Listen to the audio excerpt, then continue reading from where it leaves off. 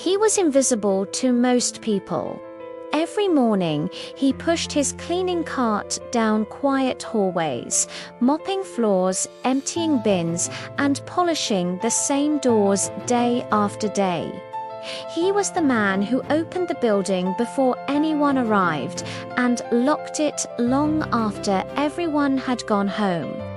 No one ever imagined that behind that humble smile was a secret one that would shock his entire town many years later. You see, this man wasn't born rich. He didn't inherit money. He didn't win the lottery, and he never ran a business or worked in a big office. He was just consistent, quiet, disciplined. His life was built on one simple habit.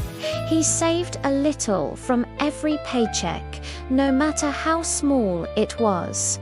While most people waited for a better time to start saving, he simply began. No excuses.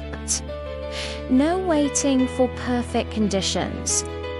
At the end of each month, he would take a small envelope of cash, sometimes just a few dollars, and deposit it into his savings account. Then, over time, he started buying small pieces of companies, a few shares here, a few there, always businesses he understood, always with money he could afford to lose. He didn't chase trends, he didn't panic when prices dropped. He didn't brag when they went up, he just kept going.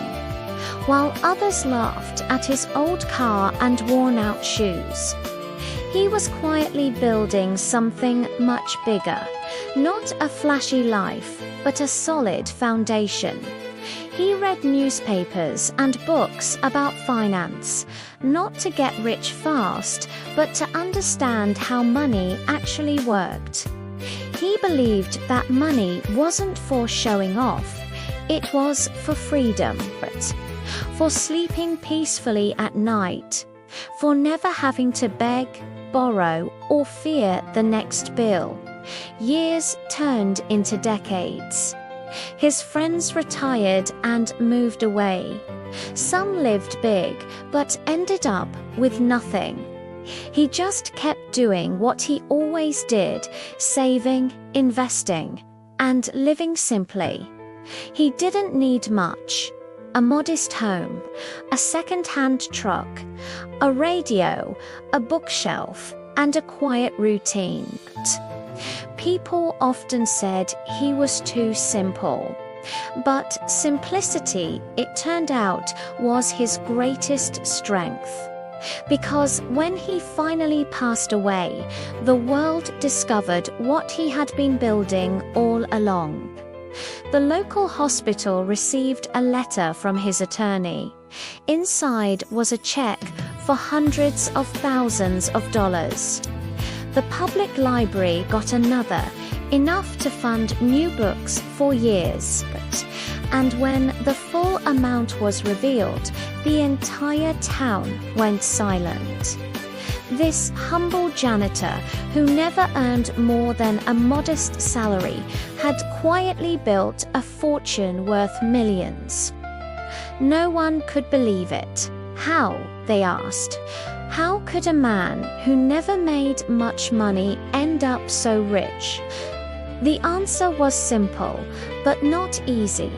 He lived below his means. He saved every month. He invested patiently, and he never stopped believing that small steps could lead to great distances. He understood something most people never do. Wealth isn't about how much you earn, it's about how much you keep and how long you let it grow. He didn't have fancy degrees or a finance background or luck. He just had time, discipline, and the power of compound interest on his side. If he could talk to us today, he would probably say, "You don't need to be rich to start. You just need to start to become rich." His story isn't about money. Really, it's about patience. It's about faith in the long game. It's about believing that quiet effort over time beats loud promises every day. So next time you think your job is too small, your paycheck too little, or your dreams too far away, remember the man who mopped floors and still built a fortune. Because success doesn't always shout.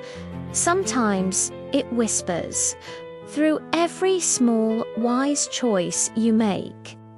And maybe, just maybe, the richest people in the world aren't the ones with the most, but the ones who learned to do the most with the least. You don't need to earn a lot. You just need to manage a little wisely. That's the real wealth. That's the sweet side of money.